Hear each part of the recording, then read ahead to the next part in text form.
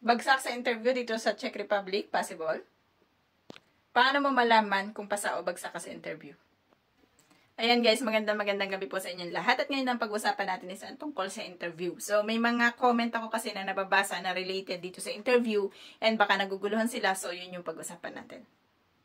Una, in-interview ka ng iyong agency dyan sa Pilipinas at sinabi na maghintay ka na lang para dun sa result. Ngayon, after 1 week, after 2 weeks, nainip ka na. So, anong pwede mong gawin? So, ang pwede mo pong gawin is mag-contact ka dun sa mismo nag-interview sa'yo. Tanungin mo, informal way, in a nice way, ganun. Kung kamusta ba yung interview mo para malaman mo kung may hinihintay ka ba o wala. So, ginagawa ko to every time na may interview po ako.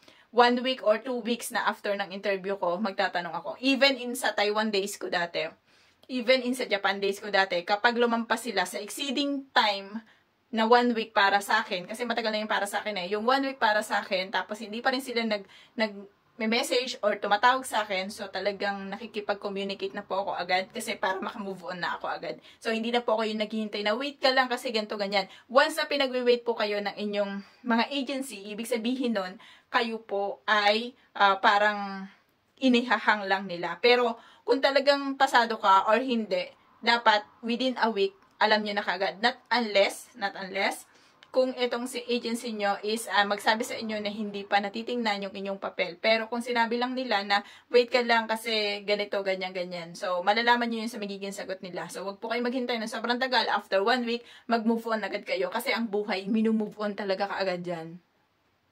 So, sa question number 2 naman natin is kung meron ba nabagsak sa interview. Of course, kung in-interview kayo, nasa 30 kayo, tapos walang babagsak. So, kamusta naman yon? So, may babagsak po doon. Kaya nga, ang tinitip ko sa inyo, once na nag-interview kayo, makipag eye-to-eye contact po kayo. So, yung sincerity nandun, and then yung formality is semi-formal lang. So, huwag kayong masyadong formal. Kasi once na nagiging formal lang isang tao, lumalabas yung parang strict face niya. So, lumalabas yung parang, ano ba yun? Parang uncomfortable. Tama ba yung English ko?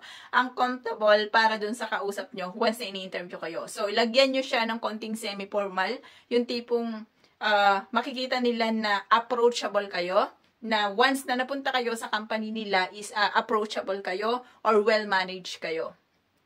So, yan, tinitip ko po yan sa inyong lahat kasi hindi naman sa pagmamayabang, no? Talagang minsan, parang ilagay lang natin yung sarili natin na tayo ang interviewer. Na kunwari may ini-interview kang tao. Kapag yung ini-interview mong tao, yung aura niya hindi mo nagustuhan, sa tingin mo ba, ipapasa mo siya kahit napakaganda ng kanyang standard siya or yung skills niya is okay. Sa tingin mo, hindi ka magkakaroon ng doubt. So, 'di ba? Magkakaroon ka pa rin ng doubt kasi number 1 na tinitingnan ng tao or number 1 na tinitingnan ng interviewer natin is kung paano ka ba i-handle. Kasi ang skills po is napapag-aralan.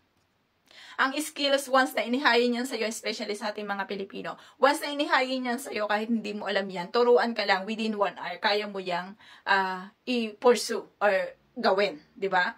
Pero, once na ang ugali po ang may problema, kahit po ganon tulong or gaano kadami na yung ibibigay mo sa kanya na time, so hindi po yan magbabago.